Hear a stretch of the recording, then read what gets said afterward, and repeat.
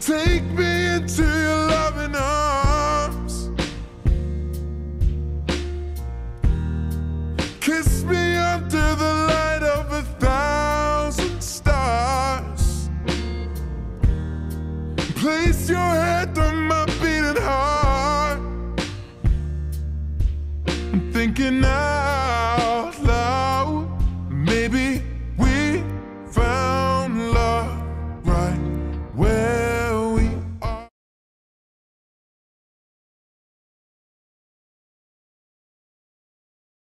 I got back from hanging out with my friends. The day was okay, school was fine, nothing special really happened. I've been down the past couple weeks. My friends have been trying to cheer me up, but then I forgot just how annoying they can be. It's been a few weeks since we lost the game, but I still feel it eating at me. I still feel uneasy. I opened up the front door to be welcomed by a wonderful smell. Mom was in the kitchen cooking dinner. I wanted nothing more than to eat in my room and sleep the rest of the night. "Oh, you're home?" Mom said, running out of the kitchen still holding her greasy spatula. She hugged me and pulled me into the kitchen, insisting I help her with dinner. "Mom, I'm tired." I sighed, hoping she'd let me go. She was oddly silent for a moment. "I've noticed you've been more down than usual. Is this about that Iwaoi kid?" she asked in a caring tone. "None of your business." I sighed, trying not to think about him. The more I did, the heavier my heart felt. I didn't need that right now. When we finally finished dinner, Dad and Kaido came down to eat.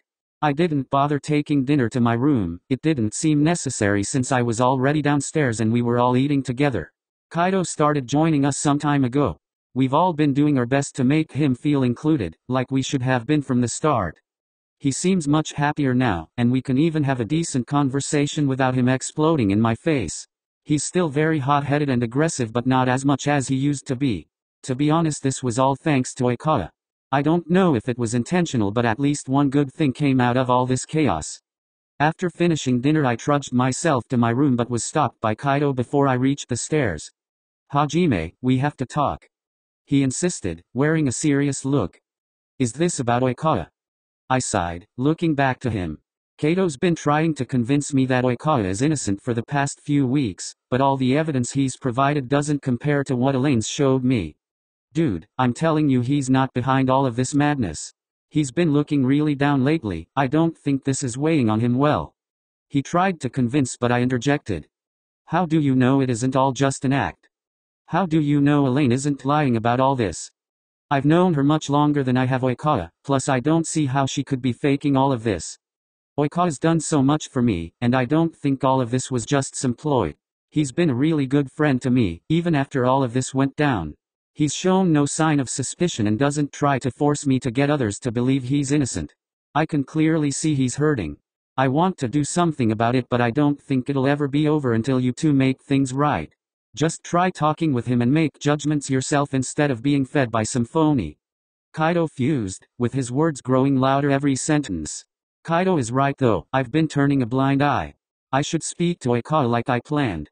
For all I know, this could be an absurd misunderstanding between everyone. I doubt that's likely, but I've been too afraid to take a chance. So what if I end up getting hurt in the end? It's better having closure than to be stuck running in a loop all of the time. I'm afraid I might attack Iwaoi if he is indeed lying about this, but I guess I just have to try my best to keep hold over my emotions, and if I can't, then so be it." Even though I was tired, I left the house to clear my head. We ate pretty early, so there was still a bit of light out. I got the idea to visit the bridge Iwaoi showed me a while back. I find it's the best place to clear my head. I've been coming here a lot, so the directions are sort of engraved on my brain. I just hope to the stars I don't run into him on my way there. I'm not ready to face him. I don't even know what I would say to him. I got in my car and drove off towards the bridge. It was really pouring out. I was suddenly regretting not bringing an umbrella. I won't be there too long, so I guess it doesn't really matter. I could just find a tree to sit under or something. When I finally reached the location, I pulled off to the side of the road and locked my car. I pulled my jacket over my head to guard me from the oncoming rain as I jogged off towards a tree. It was very gloomy out, but also quite peaceful, which was what I was hoping for. As I was walking, I heard a noise. It sounded like sobbing. It was coming from the bridge. I crept over, trying not to draw attention. I saw a dark figure moving towards the edge of the bridge. There wasn't enough light to make out who it was. When I realized what they were doing, I called out to them. Hey, what the hell are you doing? I yelled in a hushed voice, hoping not to startle them. Their heads snapped towards me. They quickly back up from the edge. I approached slowly, hoping to see their face. I pulled out my phone and guarded it from the rain while using it as a source of light. It seemed like the world had frozen over when I saw who it was standing there. It was Toru. He was covered head to toe in cuts and bruises. Oikawa. I called in disbelief. He looked tired, scared, and sad. Rain soaked his hair and ran down his cheeks, but even then I still could tell he'd been crying. The puffiness under his eyes gave it away. I found my body moving towards him on its own, but as I approached he stepped backwards. He stumbled, falling onto the ground, whimpering from the pain. He scrambled backwards on the ground, trying to get away from me, but I had no idea why. He can't be this scared of me after I snapped at him, right? It's not like I pushed him hard enough to hurt him, right?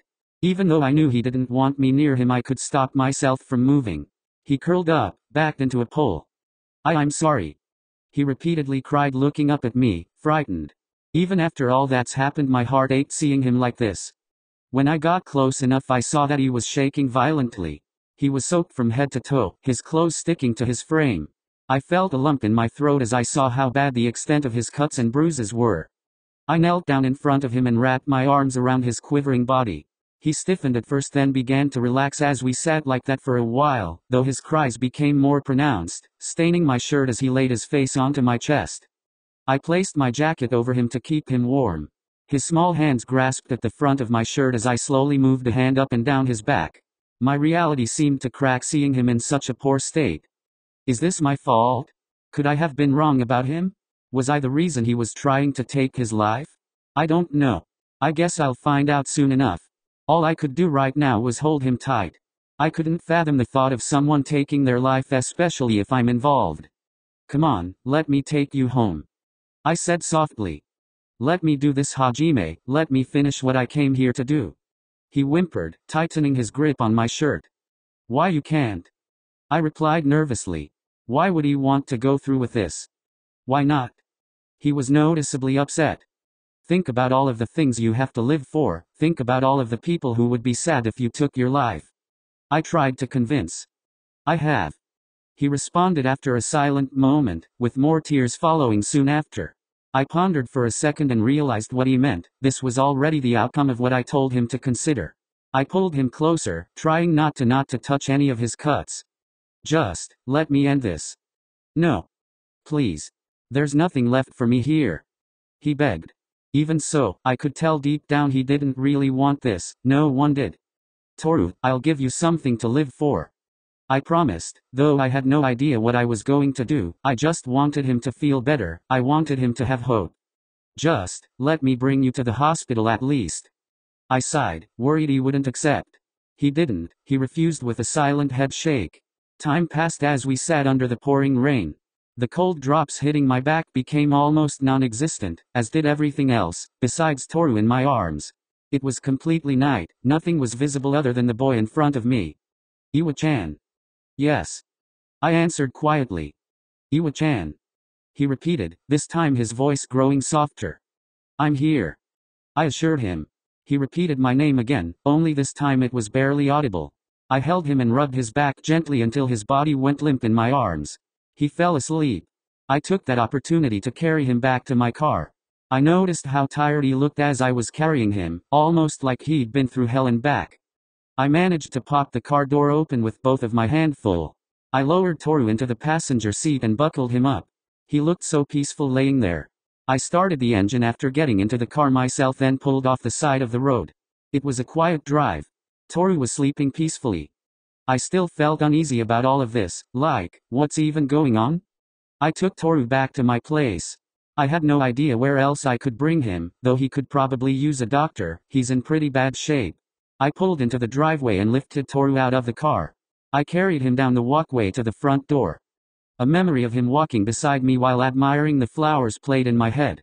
I struggled to twist the door handle with him in my arms. He ended up waking, but I didn't set him down. I got the door open and carried him in. Oh my goodness, what happened? My mom gasped, running over to us. It's a long story. Can you bring some towels and a first aid kit to my room? I asked, readjusting my hold on Toru to make him feel more comfortable. Oh sure dear, she said before scrambling around the house for the requested items. I carried Toru up the stairs and to my bedroom. I sat him on the edge of my bed and took a seat beside him. He sat there, not saying a single word. I could tell he had more energy than before, but he still looked really worn out. How are you feeling? I asked, hoping to start a conversation, but to no avail. He continued sitting there silent with his head hung low. I found the first aid kit and a few towels. My mom said, opening the door to my room. Thanks, Mom. I gave her a small smile. It was hard trying to be positive. I felt awful, not nearly as bad as Toru was feeling though. Call me if you need anything else. My mom returned the smile before leaving the room. Toru and I sat like that for a few minutes. I remembered both of us were drenched. I handed Toru a towel to dry himself while I did the same. I peeled the soaked shirt off of my body. I was about to continue but noticed Toru still hadn't moved an inch. The towel sat beside him untouched. Here, let me help. I took hold of his hand and lifted him from the bed. He finally moved, lifting his gaze to mine. His eyes looked empty, almost soulless. We stood there like that for a moment. What broke it was him lowering his head once again. I turned him around by his shoulder so that I had better reach over him. I placed my hands at his waist and slid them up his shirt line. The shirt moved with my hands as I removed it from Toru's torso. He made an effort by lifting his hands above his head. As I brought the shirt above his head, his back pressed into my stomach. The chill of his skin sent shivers through me. I bet I felt like an oven to him. I wanted to wrap him in my arms and warm him up, but I know it would probably be awkward for him. Toru, can you remove your pants? I wouldn't cross that line, without his permission of course. Look, I'll get you something to replace them. I told him, yet he stood there like a statue. I don't want to do this, Toru, not without your permission. I tried to convince. I wouldn't mind him leaving them on if it weren't for them soaking everything they touch. There was even a large wet circle left on my bed where he sat. He was unresponsive, but after a while he began lifting his hands to the waist of his pants. I say pants, but they were closer to shorts. He played with the waistband of his shorts until he decided to cooperate. He slid his fingers under the fabric and hesitantly lowered them to the floor. I tried to look away so he felt more comfortable doing so, but I couldn't pull my eyes away from him. I felt my heart flutter when his shorts were lowered enough to reveal his adorable light green alien briefs. When he was down to his underwear, he stood in the middle of the floor awkwardly, rubbing his arm. It broke my heart to see all of the gashes and cuts over his pale, fragile body. I still had to ask him about this. I handed him his towel to dry himself off, but he just watched it as if it were going to do something interesting. Here, I got this. I sighed, taking the towel from his hand. I unfolded it and placed it over his head, drying his hair. He moved with the motion of my hands. I found it kinda cute. I took the towel and quickly brushed it over his body, not wanting to make him too uncomfortable. You can sit on my bed while I find you something to wear, I said, heading over to my closet. I slid the door open and picked out the smallest pieces of clothing I could find since I'm a much larger size than he is. He sat on my bed and wrapped himself in my covers. My heart ached from both what he was going through and how much I wanted him. That happy, goofy boy I fell in love with didn't seem to be present, which broke my heart. Of course I still don't know whether or not that was an act, but I doubt it is. I placed the change of clothes on the bed, but he just glanced at them then wrapped himself in the covers even more. He was still freezing. I guess I can't blame him. Here, let me patch you up, or try at least. I sighed again, kneeling to the floor with the first aid kit next to me. He refused to go to the hospital, so I couldn't leave him like this. Even though I hated reading instructions, I made this an exception. While I read through them, Toru sat on my bed, watching me. All right, I muttered to myself. It took me a while, but I finally got the gist of what I was supposed to be doing. To my surprise, Toru loosened the covers to make this a little easier for me. I pulled out a little bottle of antibacterial spray and sprayed it on a cut. Upon further examination, I realized he would have to get stitches for some of the cuts. Some of them were so severe that a mere band-aid wouldn't cut it. After spraying the cuts, I wrapped them in bandages and band-aids. Having him sit right in front of me in nothing but his alien briefs was distracting. I wouldn't be surprised if I was red from head to toe. Placing the band-aids on his thighs was one of the most challenging things I've had to do. Whenever my hand touched his soft cherry skin, it would leave behind a mark. The thoughts in my head were far from decent, but I did my best to suppress them. You're gonna have to go to the hospital. He just shook his head dismissively. Come on Toru, you can't stay like this, you need stitches. I told him, but he didn't respond. What happened to you anyway? I asked, looking over his cuts. And tell me the truth, I demanded sternly. He looked up to me with his empty eyes filled with fear. I didn't mean to scare him, I just wanted to know what happened. I was about to apologize but he spoke first, for the first time since he was conscious. My father, he got angry with me, and he began to shake, struggling with his words. Hey, it's okay, I'm sorry I asked. I apologized, placing a hand on his shoulder. He relaxed a bit but still looked sad and frightened. This was his father's doing? He must be a scumbag if he did something like this to his own son. Toru, let me take you to the hospital, I said one more time. He still refused. Just as I was about to give up, an idea popped into my head. I'll be right back, I notified before heading downstairs. I went looking for my mom, in hopes she could contact our family doctor. Mom, can you call Dr. Artson? I asked, finding her sitting at the kitchen counter. Oh goodness, is it that bad? She asked, covering her mouth. He'll be fine, he just needs some stitches. She let out a sigh of relief. Okay, I'll see when Dr. Artson can come over, she said before disappearing into the other room. While I was in the kitchen I decided to bring Toru something to eat. I grabbed a plate of leftover dinner and heated it up before returning to my room. He was still sitting up in bed and hadn't dressed himself yet. I brought you something to eat, in case you're hungry. He looked up at me, then the plate. Should I leave it over there? I asked, nudging my head to the nightstand. He didn't speak, instead he reached out his hands towards the plate. I carefully handed it to him. He pulled it into his lap and looked at it. It was a while before he decided to eat it, but I'm glad he was eating at all. I left him to it while I sat at my desk searching the web on my laptop. The room was silent aside from the clicks of my mouse and gentle taps of the fork against his plate. Iwa-chan. Toru's voice rang behind me. I turned around in my seat to see what he needed. Yeah. He started and went quiet again. I waited patiently for him to speak. I didn't. I had no part in anything that's happening around school, he said, in a broken voice. I swear it on my life. I couldn't help but to believe him, especially since he was just trying to take his life. Some things still didn't add up though. Then why did Elaine say you were responsible? Was it a misunderstanding? We both know that's not true, he replied, quick and quiet. But I still don't understand why she said that. She knows I'm innocent. What were you doing in my locker? I noticed him tense. He began playing with his fork. Silence swept over the room once more. He sighed and turned his gaze to me, looking much more alive than he did earlier. Iwa-chan. Hajime. I like you. I really like you. He mumbled with his face noticeably flushing a dark shade of red. I sat in my seat trying to comprehend what he said. He likes me? As more than a friend? I don't know if I'm jumping the gun, but that's what it seemed like to me. Elaine knew this, so she offered to help me. He continued with his soft voice. Help you? With what? I asked, leaning closer to hear Toru clearly. He went silent at my question. Help win you over, he said, dropping his head. So he does actually like me. She told me to leave a letter in your locker. She also told me that you would appreciate it if I washed your football uniform.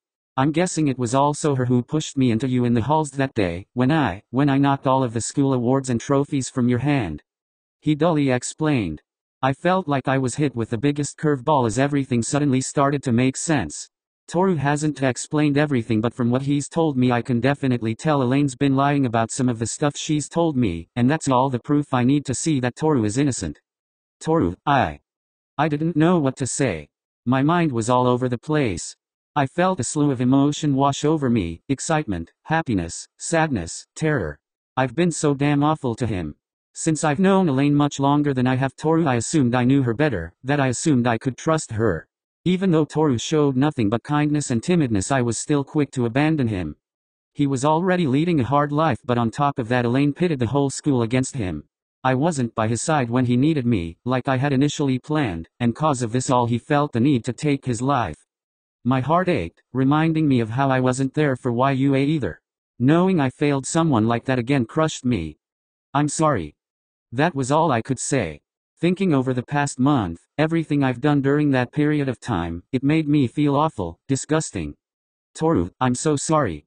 I apologized again, my nerves eating at me. He turned his head away from me. It seemed he wasn't ready to forgive me. I understand that though, I've been a total dick to him, I don't deserve to be forgiven. I need some air, I said, feeling sick, uneasy and tight-chested. I left the room in a hurry, rushing down the stairs and out the front door.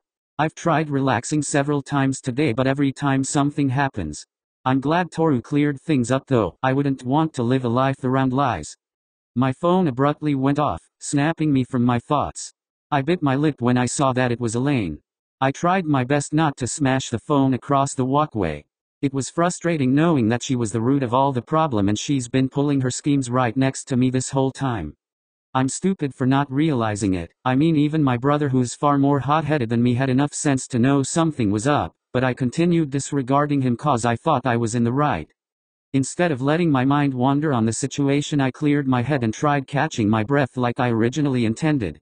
I should be focusing on making sure Toru's alright. That kid's been through so much, I don't know if it's safe to leave him alone. After collecting my nerves, I returned to my bedroom. Toru was nowhere in sight. That wasn't until I reached my bed that I saw him. He fell asleep snuggling up in my blanket, still in nothing but his alien briefs. He looked beautiful. As unusual as it is to refer to a guy being beautiful, he truly did look beautiful, sleeping peacefully in the covers. Is it true? Does he really like me? I murmured to myself, taking a seat next to the bed. I'd be one lucky son of a bitch if he did. A few months ago I would have frowned at the thought of being with a guy, but now, I know for a fact that I'm in love with this little goof. I hadn't realized my feelings towards men until I met him. Of course he's still the only one I'm attracted to, though that's probably cause I don't think any of my friends are good looking, though I know that's just me since everyone seemed infatuated with them and their looks. If I'd just acted on instinct back during the time of the trip, none of that would have ever had to happen, but I guess I was being stupid then as well. Waking up with him sleeping against me was one of the greatest feelings. It was something I'd never felt before, and it's been something I've longed for ever since the last day of the trip. I'd hoped I could continue holding him like that, but everything was sent into chaos thanks to Elaine.